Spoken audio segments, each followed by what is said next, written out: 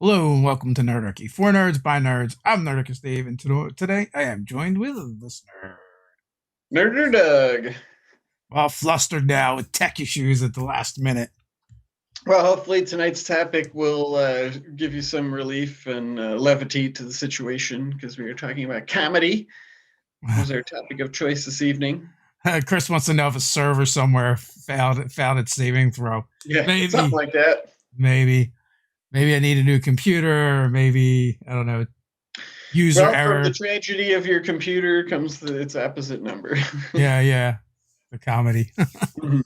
So, what do you think about comedy and RPGs and your Well, games? Have you ever played a comedic campaign? yeah, I think they all are. I mean, in broad strokes, I love it. I like breaking the fourth wall and having silly NPCs and all that stuff. So, what I made me think of this topic originally for you guys because I've been binge watched Marvelous Mrs. Maisel on Amazon Prime, which because I like stand up comedy and it's just a good show, good characters, and and it was about a stand up comedian. But also, I was thinking, of course, like all dungeon masters do, like how can I use this in D&D? And I thought, like, all those times people want to have like a band of bards or performers or any performers, right? It's like that's a good structure for a campaign. I mean, there she starts out at the bottom, and it's like their gigs don't always go good, and they have rivals, and they say the wrong thing, and it pisses off some like big name person that Uh-huh. has obstacles in front of your career and all that stuff. So that was how I came to that topic. But yeah, in broad strokes, huge fan of comedy. Yeah, Or should I am not. I was wondering, where the idea kind of came from, and Mhm.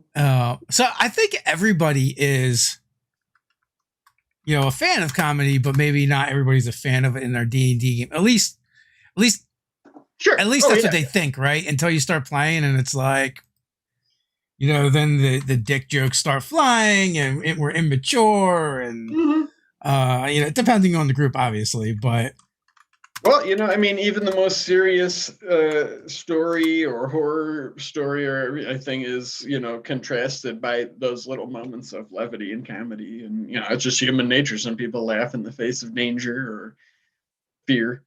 I know. I mean, yeah, totally. It's like a group that, like to your taste, it's like some people just aren't like that, or they're just humorless, or they don't, they like the number crunching and that side of it or whatever. But, to your point, I mean, whether it's in your campaign or just like you're sitting around with your friends, so somebody's going to make like a fart joke or whatever. Or It's just part of being social.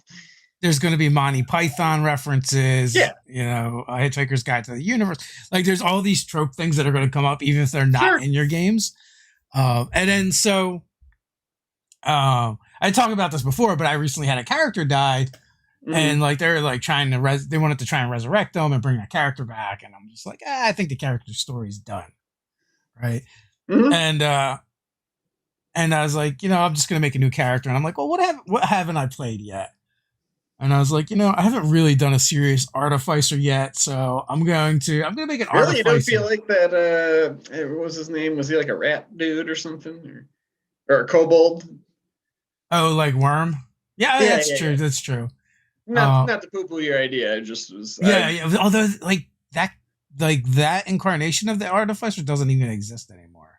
Sure. So that I think was completely different. Although I guess the artillerist is similar. Mm-hmm. But anyway, Um, I said I didn't mean to derail your no, story. no worries, but yeah, but I've definitely wanted to play a battlesmith, right, at some point. Mm-hmm. So I'm playing Artemis, Artie for short to his friends.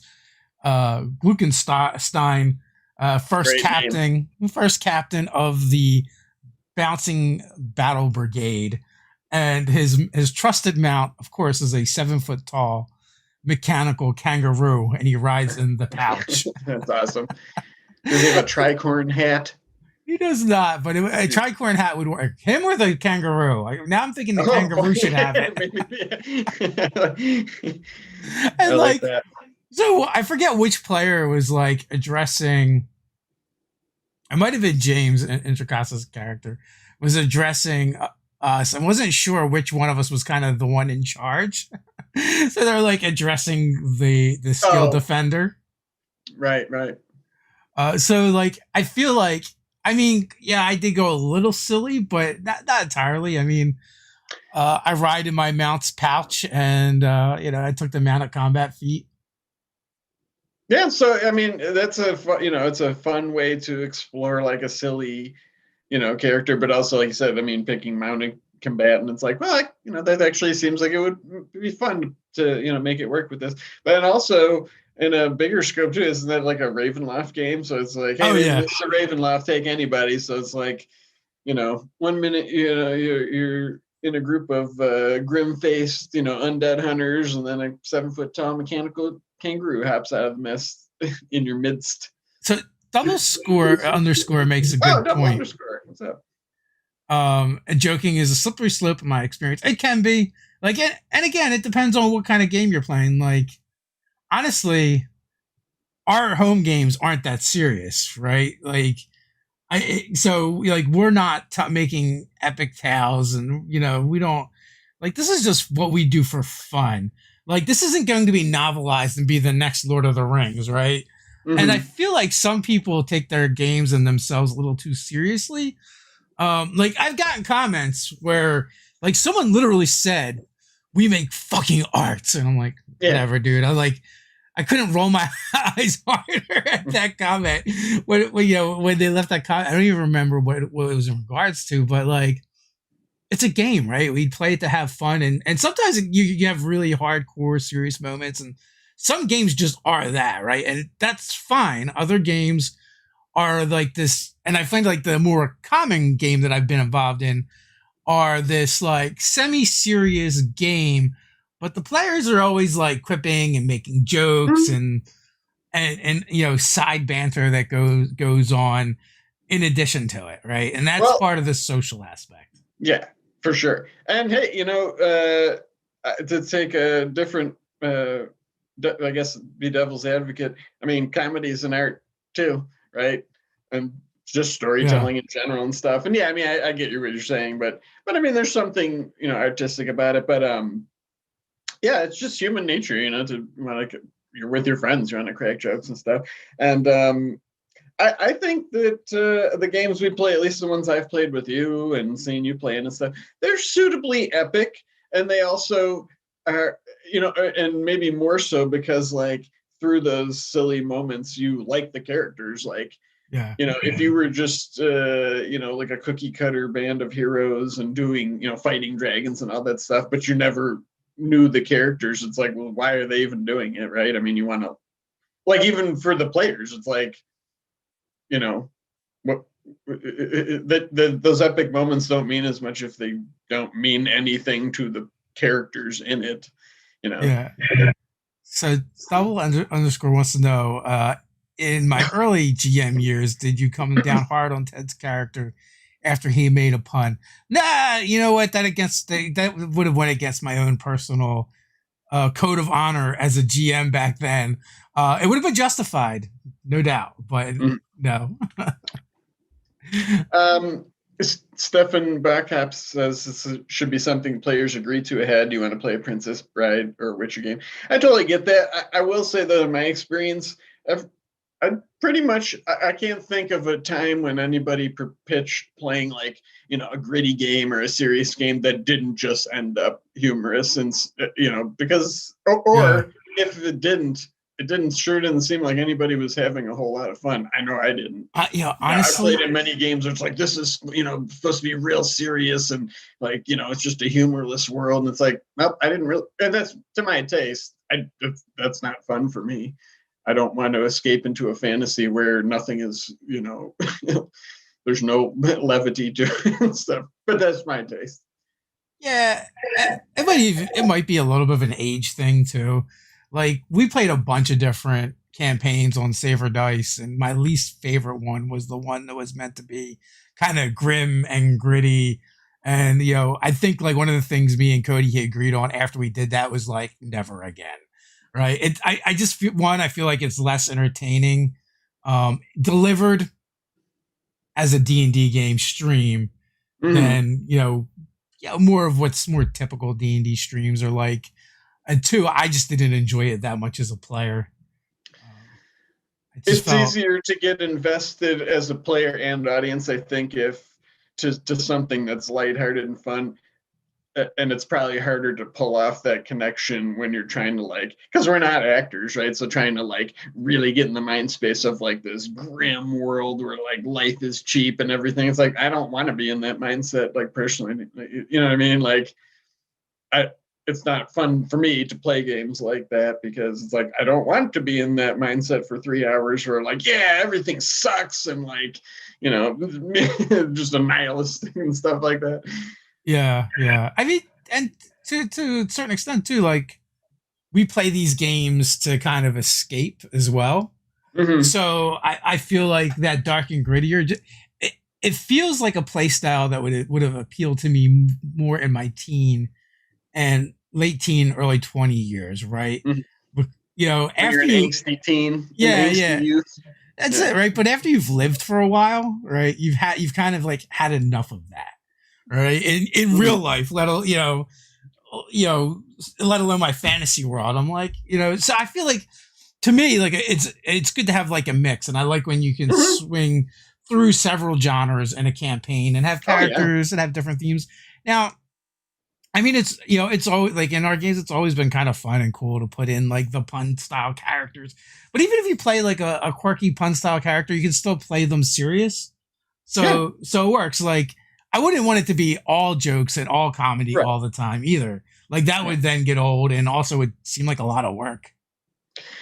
You know, a lot of it is just like tailored to your group. I mean, if you know, and I'm sure you would agree, you know, when you play with the same people for a long time, like Ted and, you know, your group at home and me with my friends, it's like, well, I know what they think is just funny in general, right? Yeah. And, you know, and vice versa. So, like, you know, it could be some obscure movie reference that we all just remember, you know, watching one night when we were drunk or whatever, you know, and it's like, and it's hilarious to them. And it might not even be comedic in the context of the game. Like, you know, we were playing Ghost of Saltmarsh, the smuggling gang. I used like the criminals from True Romance movie. You know, like I don't know if you're familiar with that, but you know, as soon as they like their names and I used a little bit of dialogue, and the players were just like, "Oh my god!" Like they were cracking up. And you know, in the context, it wasn't comedic, but they thought it was funny. So, and they Yeah. loved them. They became like this bumbling sort of, you know, criminal gang that was always like messing up because the players were kind of, you know, shady a bit themselves. So they, you know, didn't just slaughter them all. So they came in like a recurring thing. Yeah, I think I lean more into like silly, right? When it Mm-hmm. comes to that kind of stuff. We haven't done it yet, but we have floated the idea in our home group previously of doing like a supers game, but like, you know, in the tech verse, right? Sure. Where it's kind of like you can still run a serious game, but like you're just surrounded by corniness and like the character Mm-hmm. concepts are corny. Yeah. I think it's fun to take that kind of stuff and then try to run, you know, seriously because like one, it's going to be impossible, but it's just a funny idea. Yeah. Uh, Yeah. Oh, sorry. Go ahead. Good. You know, that touches on one of my favorite just comedy, you know, comedic scenarios in RPGs is just, and I've talked about it in a lot of newsletters and these things. It's like that relatability thing of like even when there's these ridiculous situations or fantastical places or your post-apocalyptic settings, you know, just things that are relatable to the players in real life can just be funny and lighthearted and but also like make the world seem have more verisimilitude too. You know what I mean? Like when there's just things that are familiar, Yeah. like when we were talking about shops last week, just when you go to shops, like it's for some people, it's just their job, you know, that's not always an interesting thing. They don't always, you know, have some tale to tell you. It could just be like some, you know, angsty youth themselves that's just like at work at their dad's, you know, wood carving shop or whatever, wherever you're trying to unload, you know, platinum swords and stuff. They're like, what? You know, they don't care. Yeah. It's the family business. It's a general store. Mhm. The you know the youth working behind the counter doesn't care, so they really want it to be a lumberjack. Yeah, Uh, and there's silliness just baked into. I mean, at least D&D and many other games, obviously too. But we primarily talk about D&D.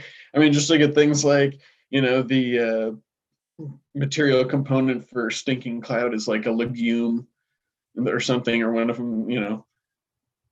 Because it's like you have to eat beans and it makes like a fart smell and stuff like that. You know, there's a lot of just silly things baked into the DNA of D&D. so double underscore. I just think it's the glasses. What? Speaking of supers, Dave, is it just me or does Doug look like a Uh, young Cyclops from Marvel's X-Men hey, he's tonight? got ruby quartz lenses. These are blue blockers. Yeah, If which is funny. I'm an anti-Cyclops. If I take them off, then the beams from the computer hurt me. Yeah, worst superpower Yeah. ever. Well, the best part too is they said you look like a young Cyclops. That's a great compliment. There you Yeah, go. it's true. I'm much older than Cyclops is traditionally portrayed in the comics. Yeah, yeah. Even But the past Scott Summers that was brought to the present. I mean, there are comedy games out there like Toon.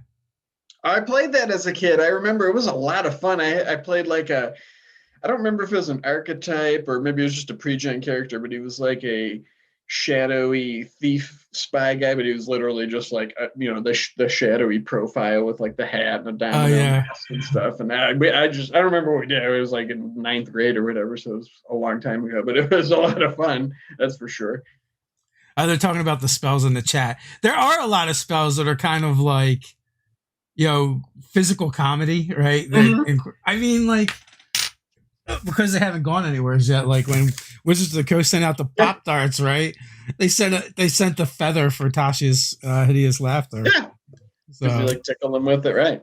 yeah, I mean, look at maybe it's. I often think it's like, well, it's probably the effect of streamed games and home games because I just play like this all the time. But look at all the games we've played together too, like Marvel Phase Rip. Season 2 was pretty comedic, I mean, yeah. but again, it was to me, it was funny because it's like I just like that idea of people with extraordinary abilities, but just doing like normal shit. Like having to deal with it's like, yeah, they do all the crazy adventuring stuff too, and you spotlight that, and it's like your epic quest. Those bastards was like that too. I mean, we did epic stuff, but we also like loved going to the all-day breakfast place and just stuff like that. It's funny because it's like the trappings of our modern day life in that setting. I guess that's We're what we're introducing an artist that all of the art's memes. What's that? Introducing an artist where all their art that they paint is memes. Oh yeah, right. Is that in Marine? Yeah, that's in the Cypher game. Is that Ancient Adam? Or It no, that is. was the oh yeah, that's what he did, right? Yeah. Yeah, yeah. When you guys went into his place, he just had like all these memes he painted. Yeah, I mean that game, and again, that's like there's epic stuff going on. There's danger and drama and tension and character moments and complex characters, I think. But there's also just like ridiculous, silly stuff like the things that inspired you to create the setting and to drop Also, us in. like, I don't know, maybe it's hard to say. I guess they're the second most famous streamed game now, or live game. What, Acquisitions Incorporated? Yeah, it's very comedic. Yeah, that's on my bullet point list too. Yeah, for sure. Hilarious. I love those things. They're funny. And then now there's a whole book, and I know Ted's like delved in there, and our GM Robin let him take some of the spells out of there, and they're kind of silly. Mm-hmm. Yeah, we encouraged him to check it out for our upcoming game that he's going to be running for us too, just to have some ideas of like, because you're building a franchise. That's essentially what we're doing. Yeah, in case our team wants to incorporate. I think that game's going to be fun as hell. Just Yeah. another, again, it's like, it's funny to me that, we all made these characters who, individually, it's like they have cool, compelling stories and there might be some, comedic elements to them. But then you just throw them all together and it's like, that's hilarious to me. It's just like a bunch of misfit. I mean, adventuring in general is comedic. It's like, what compels like totally bizarre individuals in these worlds to just band together and go risk their lives for, gold and power. And usually there's like some campaign villain or, a compelling reason, but Yeah, I mean, sometimes there's something that just needs doing, and somebody's got to do it. Sure.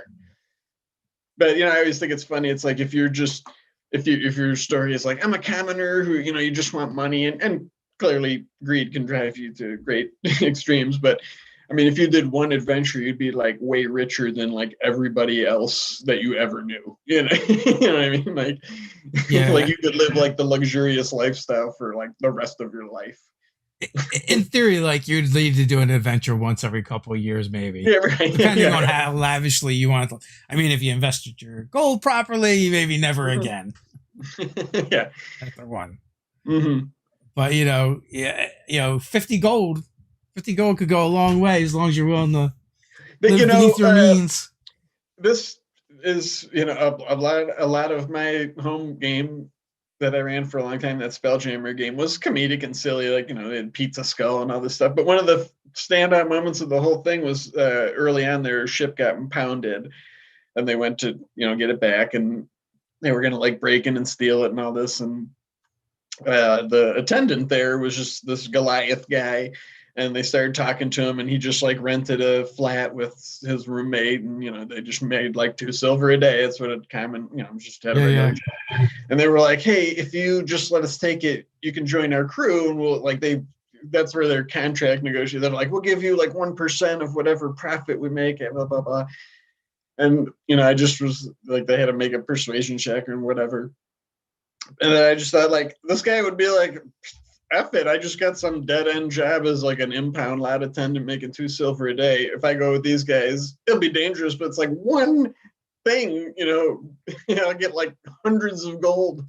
And he became like a beloved NPC. He was like a high-ranking member of the crew, and he was one of the few people with his own cabin. So they bribed him into committing crimes. Or they just gave him a better offer. He was just if somebody came in at work and we're like, hey, we'll increase your salary by like 10,000% if you just like quit right now and let us just basically take their ship back without paying the fee. And that's all they had to do. It was just like a fine, a ticket. It wasn't even that much. I think they definitely made him an accessory to a crime. Yeah, sure. But it was like who knows how big of a crime it was. I don't know. I'm pretty sure if you give someone the keys to test drive a car and just walk away. It was their ship. Yeah. It just got impounded because they like parked in a no parking zone, basically, like essentially. Because they were new to space. They didn't know. So do you have any thoughts? That led to another comedic thing where they had to go to get their there's a special medal called Administratum that people's ID cards are printed on, and it's like this big place with Modrons like doing all the paperwork and stuff. Like I said, there was a lot of comedy rolled into that game. Any thoughts on a warlock patron that would be comical? Crazy Hermit wants to know. I mean, any of them can be comical, for even a fiend to an archfey. I'm playing a warlock for the first time in that upcoming game, and my story is she doesn't know who her patron is. She just came back to life one day. It's undying. So, and I didn't really think of it either. It's like, I don't know. I like leaving that stuff to the DM. Or it might never come out. A comical war. I mean, be like your agent, right? They're the one getting you gigs and stuff, or a manager. Oh, that would be pretty good. I mean, they'd have your best interests at heart, but they'd also have a vested interest in you doing better.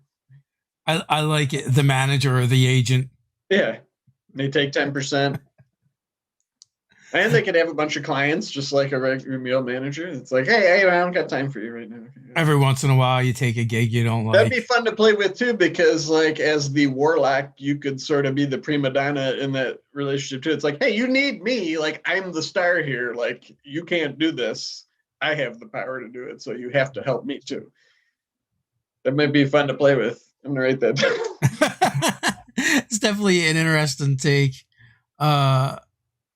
Oh, yeah. Chris says, make the fiend like John Levitt's a Satan from Saturday Night Live. That would be hilarious too. Yeah, Or from South not a Park. fiend, like literally like a human with the costume and Yeah. Oh, absolutely. Or Satan from South Park would be so good. Like your warlock. It sends you out on warlock quests to bring back prizes and babbles to impress Saddam Hussein to try and win their love back. Or whatever bizarre consort you choose. True. I was just directly lifting. From. Yeah, like M Johnson 5791 points out too. Great quest giver too. It's like, I got this gig lined up. All you got to do is go here and blah blah blah. Again, sorry, I watched that Miss Maisel show. It's really in my mind. So yeah, it happens. It's a great show. Click the Amazon link in the doobly doo. Go get it on Prime. There's Is that TM? Is that trademarked thing to say? The description. I don't know. The area below the channel name. You're gonna get a cease and desist from Matt Colville. Yeah. Hey, he got it from somebody too. Hank Green, maybe, or It's just gonna trickle down. It's gonna be. It's just gonna be a cease and desist trickle down. Everyone's gonna get it.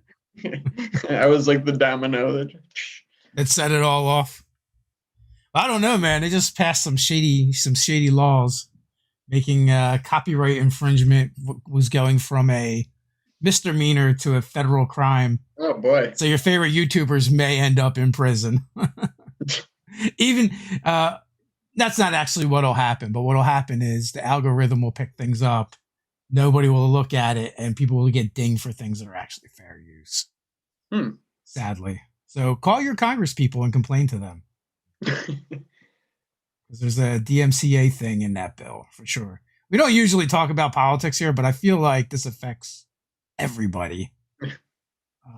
And in particular, what we're doing right now. Yes, especially what we're doing right now. But what are you going to do? So, and with Twitch and stuff, it could get ugly, unfortunately. Which that maybe you should have saved that for next week when you guys talk about tragedy. I was just checking the chat here to see what's going on.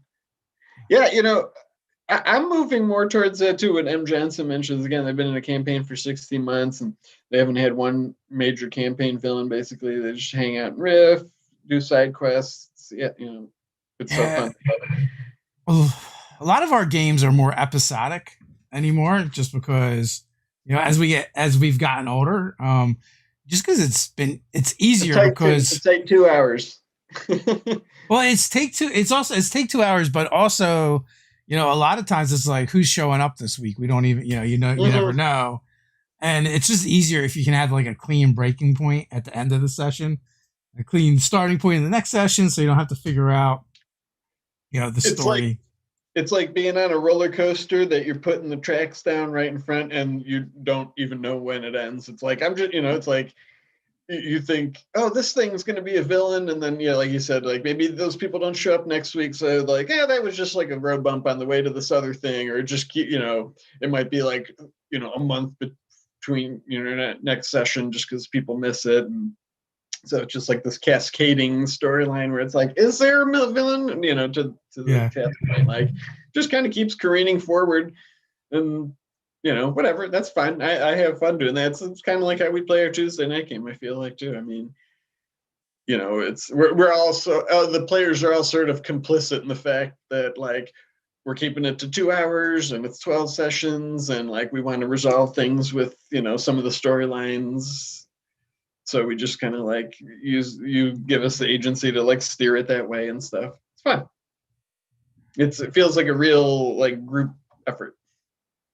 So I don't know. I might be playing in a Mutants and Masterminds game coming up, and I'm thinking for my character. I don't know why I just thought about it earlier today, and it's a little bit inspired by the Bearded Master. I think I want to play a character called the Beardbarian. Okay. And I'm not entirely sure what they do, but I'm thinking, right, their superpowers is going to be their sentient symbiotic beard. Sure. And they're also like just a wild person, like a barbarian, or? The beard is. I don't think they are, but I think the beard is. So they're like a mild mannered person, but the beard is the. Yeah, is the savage Okay. barbaric aspect. I like that. So maybe they're actually like a, like a highly intelligent person or something too, like a Bruce Um, Banner type or something. well, man, They were working on a breakthrough for like beard products. So I kind of um they were trying I to get Mr. Squatch a run for his money. I was running a Mutants and Masters game years and years ago. Um, and before pre Nerdarchy, right? So it's like over 6 years. So like I used like Mr. T and made him this like Hulk type character. I definitely love doing kind of like things like that. I had villains like there was a duo that were Rebel Yell and Monster Truck. I did like a Michael Jackson mini series where what was it? Bubbles was Bubbles the name of his chimp? Yep. Would get into some concoction every once in a while and it would grow to like King Kong size proportions. Like and Giganto. And like the backstory was like that like King Kong was Bubbles' favorite movie. So then like they would want to reenact the scenes. And then so it happened a couple times, and after the first time, like the players kind of realized what it was, so they knew like the objective really wasn't to defeat Bubbles, but talk them down. Sorry, I just saw double underscores. God, man, that's hilarious. What if the sentient beard came off the mummified remains of an ancient warrior that you dug up or just saw in a museum? That's pretty. So then you could just be anybody. You don't have to be like some super smart guy. It's like, I don't know. I just saw this mummified warrior and his beard just came to life. I was thinking itself to my face. I was thinking about something like that. I was actually kind of getting it into a very long-winded way. I was also going to do something with making Michael Jackson maybe a zombie lord at some point.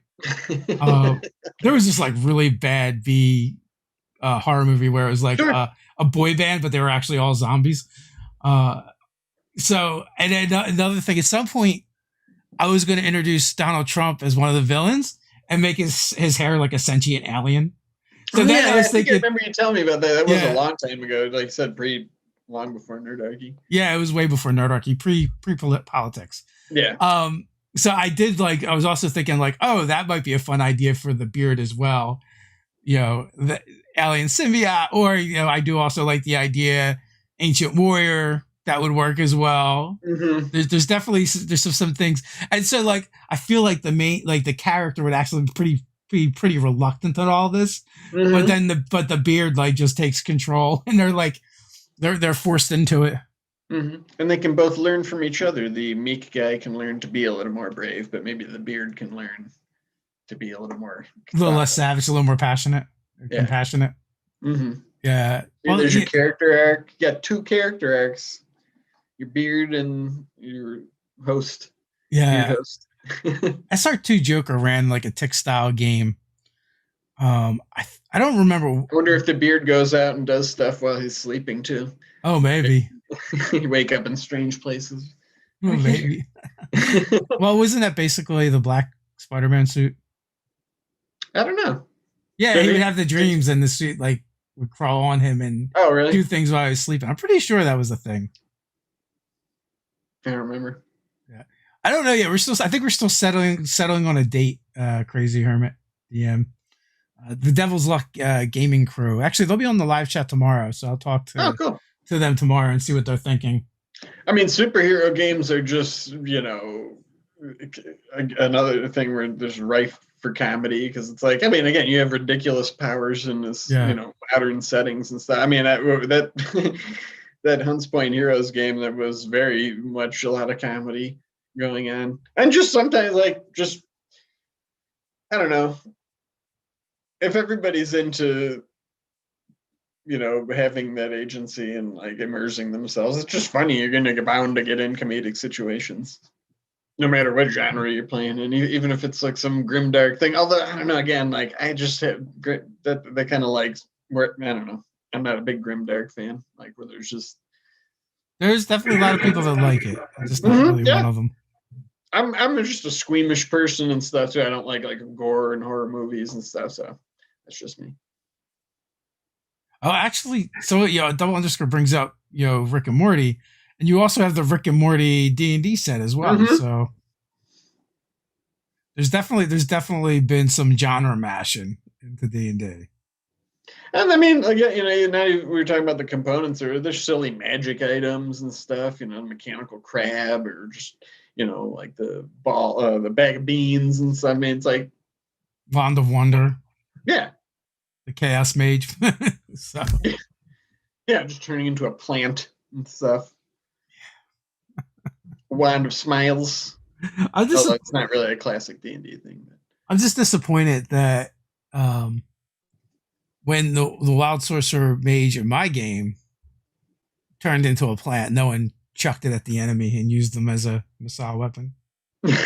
What did happen? He just sat there? He just sat there. It's such a strange thing to happen. I mean, like a great example is when that same character did turn into a sheep, and the Goblin Rangers decided to mount the sheep and make it, make it go into battle, and we did contested animal handling checks versus I don't even know what I made the sorcerer roll against to see if they could control him like a mount. Do you think like the comedy in your games has increased because of streaming and stuff like that?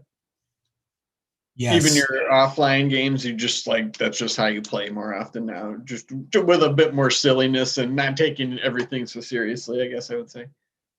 I don't know about the offlines, but definitely online, people are definitely trying to be more entertaining, so they're going to do things that are kind of like funny, or try to be funny, which can also be a detriment as well.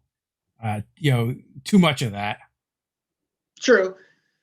When you're playing solely for the audience and not for the rest of the people that are there at the table with you. Yeah, that's a good point. It is a fine line to walk. I often question it because it's like, well, I don't really think about people watching us playing. I'm more trying to like entertain the people I'm playing with. Like when I say silly things or do funny stuff. But like I said, like the normal games, there's so many like non D&D tropes and puns that would come up. I mean, some of the things were kind of mentioned in the chat when it's like, "What kind of game is it?" And I'm like, "Well, those are exactly the jokes that get told, kind of at the table, whether in character or out of character." So, now I don't think anyone had Tavern Brawler double underscore. But don't let proficiency get in the way of doing something funny. That's true. You can always, you can always try to do things. You just don't get that extra little bonus. I mean, so like recently there was like a huge Kickstarter that is basically Killer Clowns from Outer Space. Oh, the Heckna? Yeah, the Heckna. Yeah. I mean, I know it's probably not that, but I can't look at that and not think of Killer Clowns from Outer Space. It's Killer Clowns from out an extra planar source. Yeah. So, I mean, I feel like a game like that would be hard to take serious. Mm-hmm. When you're being murdered by clowns. I suppose I just like the comedy that kind of gets woven into the game by everybody, in the moment, not like contrived things. So I guess there's some nuance to that. Yeah, that being said, I mean, as when I'm the DM, I might, plan things that I think are funny. Yeah, I guess, but I also feel like you would definitely, and you've already talked about it, get into Acquisitions Inc., which is kind of a silly game. So like, so I think like I don't know, like silly's not really comedy, or is it? I don't know, but that's where I kind of lean towards more like silly than just trying to be funny. Comedy is just something that makes you laugh, really. I mean, yeah, in one sense, in a broad sense, just like if you're laughing, it's comedic, right? It's funny. I don't know. I mean, I love that stuff in the Acquisitions thing. And again, that has that relatable thing too. It's just like you're running a business. It's like the business of adventuring.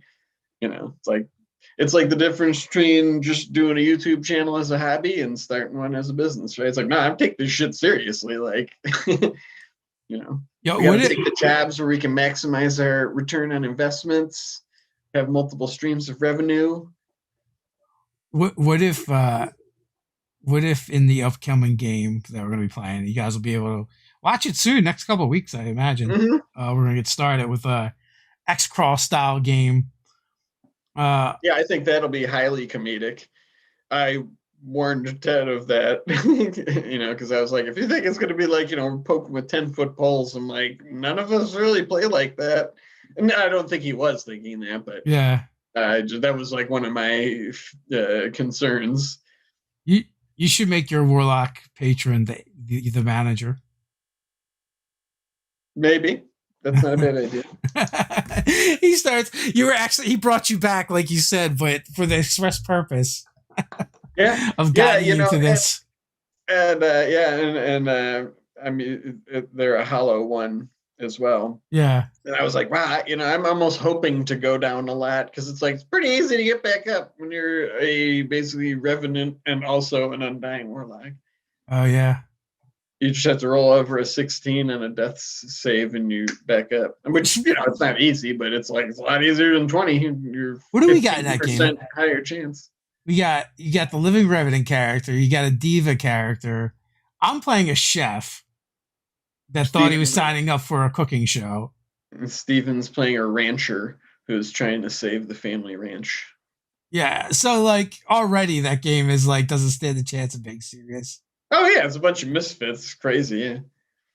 I just for some reason I was like, I want this character to just be like obsessed with swords, and I was trying to find a way for them to mechanically be good with it without being a hexblade because I wanted that undying thing. And I just settled on it's like they carry a great sword. They're not proficient with it. I probably won't use it, but they have it. Yeah. But like all those, like for spells, I had like sword burst, and I was just like, well, just everything will be like swordy themed.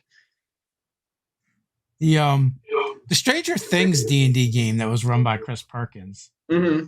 It was a holiday game. And, I was watching that right before we got on this call to do this. It was pretty good. I thought it was pretty enjoyable, and I felt like there was a lot of kind of comedic things going on there. Yeah, I mean, again, we keep circling back around to this. It's like people are just naturally going to do silly things unless they're just stone-faced, they're really serious people. Or I feel like you'd have to make more of an effort to have a comedy-less campaign than not. You know what I mean? Like to just like never have any, joke, nobody jokes, nothing is funny, or the situations, aren't just end up being ridiculous. I mean, they're just going to happen. It could just be because you failed to roll. I mean, again, it's not planned it's not comedy. It's just something funny that happened. But yeah, I mean, to not have that happen, I feel like you'd have to have a group of players that all really just wanted to be actors, and it didn't work out for them, so they're doing it here. Yeah, it'd be a good exercise. But yeah, I mean, so at some point, you're just gonna want to do something silly or enact some plan that's like ridiculous or whatever, or something will just be relatable to a situation in real life. Plus, even if you're running like a hardcore game, it's dark and gritty or horror, that kind of stuff. Like you need those pauses in between the beats to kind of like bring it down so they can ratchet it back up. Mm-hmm. You can't always just stay at that high intensity level. Mm-hmm. So it breaks the tension. Yeah, you need to break the tension and then let it build again. Mm-hmm. Yeah, it's weird to think that like I don't know. I'm just thinking about like super serious games now are just like on the forefront of my mind. It's like, double underscore. It is now. They ask, would ET be an example of a celestial warlock patron? Sure. It could also be a great old one. I mean, like Things Beyond the Stars is definitely right in there. But I would allow it either way. Yeah, I mean, you can reflavor things however you want. I mean, and now we have maybe his little touch sends you hurling through hell instead. Fiendish. Yeah. You attack someone, you hit them with your weapon, and then you just like touch them with the glowing finger. When you Accompanied by a Wilhelm scream. when you get oh yeah, the ETC scream. And then when you get those temporary hit points, it's just Reese's Pieces. Yeah. Yeah. So you look like you're just some cute thing, but really it's the forces of the nine hells giving ET his power. And it's not so cute. It is definitely less cute when you go down. Did they play D&D in that movie? In the beginning, isn't the older brother playing D&D? I don't know. I don't remember that they did. Cannot say they didn't. Yeah, I think they were playing. The older brother's like Josh Brolin, isn't it? The Thanos. Was he the older? Yeah, he was the older brother in Goonies too, I think, right? Boy, that guy's a nerd. You have a way better memory than me. Yeah. I don't remember shit, man. I barely know what happened yesterday. What was yesterday? Sunday? So what it says here? It was funny because Dungeons and Dragons was even the audition process for ET. One of the auditions was at Harrison Ford's house because he and Melissa Madison wrote the script, were together, and the kids Ben and Willard played Dungeons and Dragons. So there's a connection. Mm-hmm. So I guess I totally forgot about that. And it's weird because back then that was during the Satanic Panic. Yeah, I never really bumped into that, but I mean, yeah, a big budget movie, you would think they would have been like, hey, maybe wasn't it Steven Spielberg? Yeah. Maybe he was a D&D player and he was just like, I don't care what the studio says, they're gonna be playing D&D. And they're gonna summon a celestial warlock. Yeah. The form of ET, a cute extraterrestrial with healing powers. Yeah, 82, man. That was that 82? Wow. Yeah, June 11th, 82. That's definitely Satanic Panic time period. Oh yeah, yeah. I mean, it didn't affect our game, but I remember joking about it when we were playing. Like I guess it was in the news and on daytime talk shows. And, sure. And for me, it didn't matter. Like my parents didn't give a shit what I did, so it didn't really matter. And then I personally, nobody ever gave me any shit about playing D&D. Yeah, I felt like a lot of parents, like in our neighborhood, were just like, "Oh, I'm glad you have books." Yeah, right. Yeah, they're probably just like, "Yeah, they're reading." Well, yeah, I guess probably. I suppose.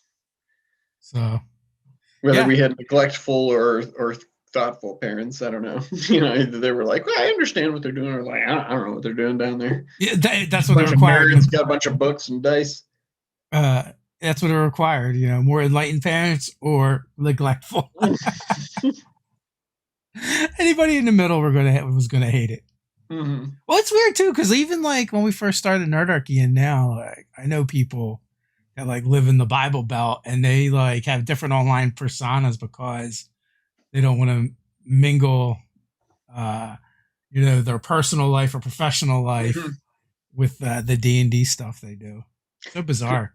I got into a discussion with the roofing contractor the other day.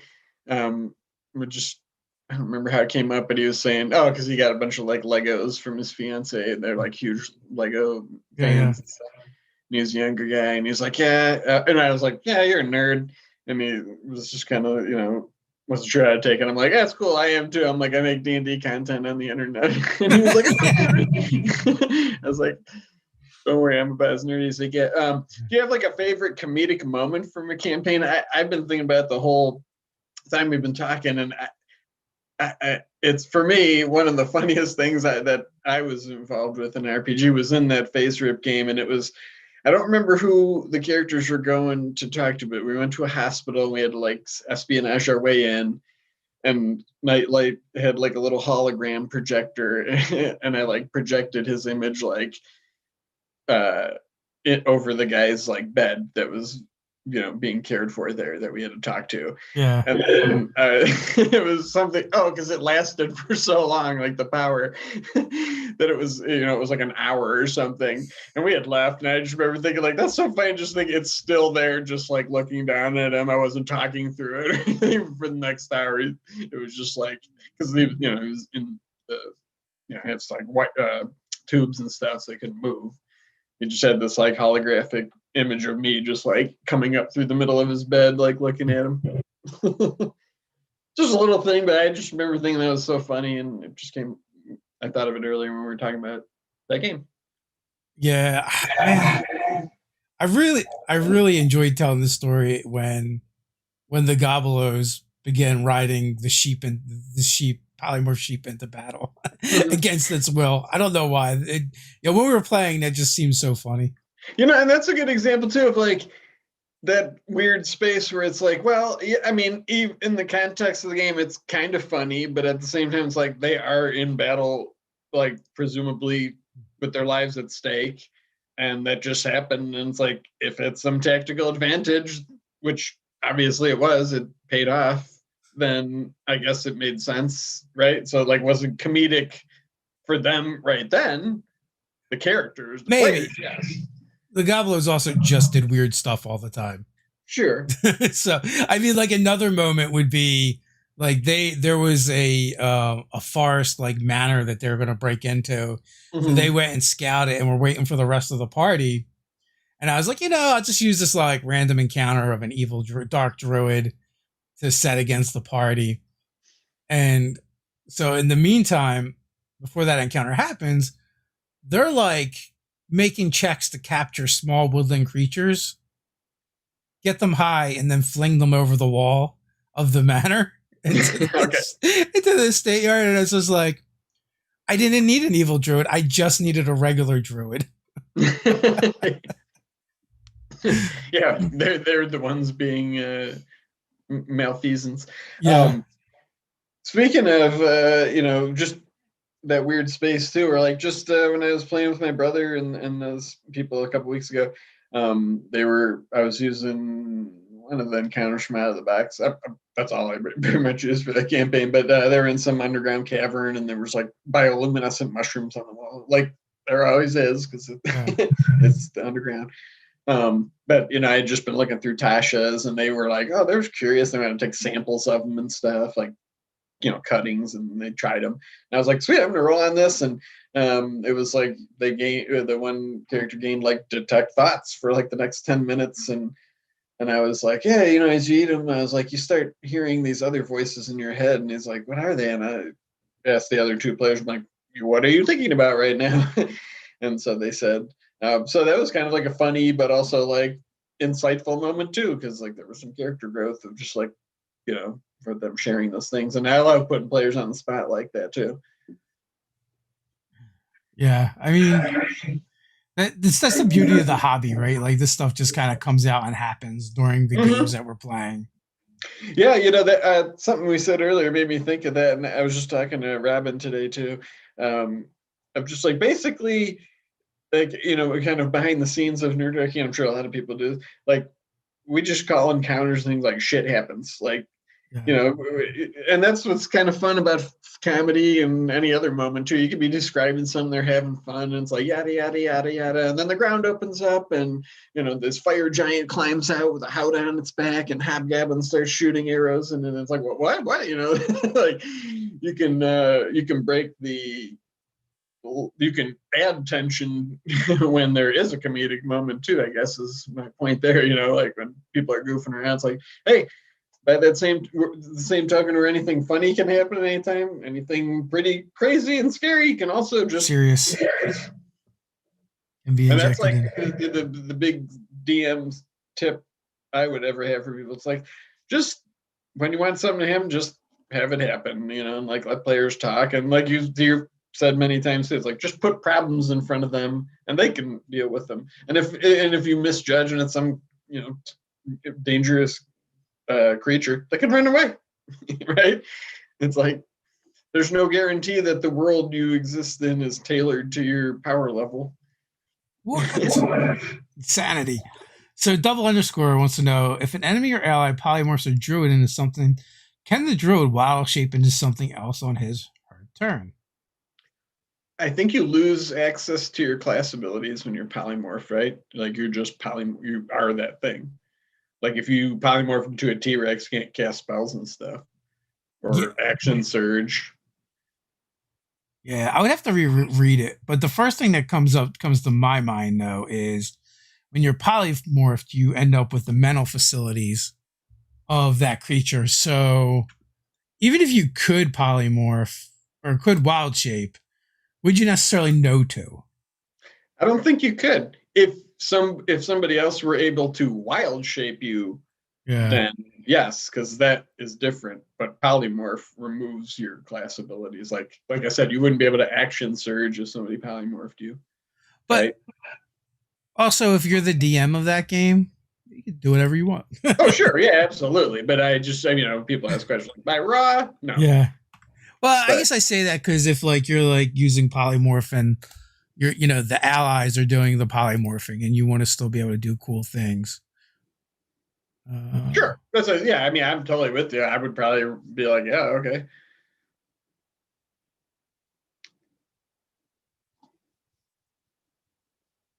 Let's I'm looking see. at the spell now. As to the follow-up question, whichever if you house ruled that they could wild shape, then to answer your follow-up question, I would say whatever is least beneficial there. I didn't get the nuance of the question, but it's like you're already let them doing something special. It's like you don't get to keep the extra hit points too. Yeah, I think No, it's no, like I if would. they get knocked out of that, or they the polymorph thing, and then that has to get knocked out. It's like no, you're back to you. You It's like I technically already let ended you it, bend the but I rules. think you're right. I don't think you can actually. You can't actually. You actually become the thing. Yeah. The creature is limited to actions it can perform by the nature of its new form. It can't speak, cast spells, or take any other actions that require hands or speech. So limited. I think the key is there, limited by its new form. So you can do whatever that thing could do. If that thing can't wild shape, then neither can you. By What raw. if somebody polymorphed you into the Archdruid stat block? Uh, well, I don't believe the Archdruid stat block is a beast. So Oh, does polymorph have to be a beast? yeah, polymorph is specifically a beast. Shape change, I think, is the one No, where you can people do anything. polymorph into like dragons and stuff, don't they? Or am I Uh, totally well, wrong? there's also true polymorph. Oh, that's what I'm thinking of. That's the one where it's like your level in CR or lower or something like that. I mean, I think for the um, true polymorph, the only thing is you can't turn them into a magic item. So Oh, that's right. And the creature is just like a CR equal or less than your level, I think, right? yeah. So basically, yeah, if you're capped, you could do CR 20 or Now lower. again, now you still get in this case you still get the mental abilities, but you're just able to polymorph them into things that are much smarter. You would retain your personality and stuff. It still says you're limited to the actions you would have had before. I don't know why it says cast spells. Like it specifically calls that out because with true polymorph, you would have the ability to turn into something that could talk and have Maybe appendages. maybe it was a prognosticating test. They're like, okay, we don't need spells because the rules say this, but someday people are going to ask Jeremy Crawford just the most inane questions ad Yeah, nauseum on Twitter. So maybe we'll clarify this one thing unnecessarily to avoid that. And then years later, somebody probably did ask that same question, and he's well, then got technically you would technically be able to polymorph them into something that could cast spells. So but you would have access to that creature's spells, Right, not right. yours. So is how I believe that would work. What if you got polymorphed into a creature who could cast polymorph? Could you polymorph yourself back into yourself? Well, it would No, have to I be guess because true. yeah, It would you're have to not be true polymorphed. And there is a line in there about shape changers as well. Because I was just like skimming. That would be just. I wonder how many ridiculous. Maybe we could make a video of just like take like let's say 6 spellcasters, and they all have polymorph and like wild shape and counterspell and dispel magic, and it's like how many actions can you stack on in one round and reactions of like to see like who ends up as what. It's just like when the initiative, it's like Ingo, it's like I'm gonna polymorph him. It's like I'll deflect that to him and dispel that and counter, and then he's gonna wild shape into this thing and true polymorph and Polymorph I don't roulette. even want to get into the noodliness of that. That sounds like Polymorph roulette. What's that? It's polymorph roulette. Yeah. When everyone runs out of polymorphs and counter spells, someone is finally gets turned into something. This is the last chat we're doing for the year. Is it? Oh yeah! Wow. We should have did something special. Oops. Well, tomorrow I'm going to have my predictions for 2021 post, and then later in the week there'll be the top 10 everything of 2020. So, Ooh. Kind of year-end thing to mention. Nice. Do you have any predictions for 2021? I'm just hoping we make it there. We only got 3 days left. I meant for like the RPG industry or Nerdarchy. Oh man, I don't know. Or is that what you bet? I bet. Well, you know, the company makes it just one more day. No. The world. I'm confident about the company, but I don't think the company can. Oh, well, that's good to know. I don't think the company can exist without the world existing.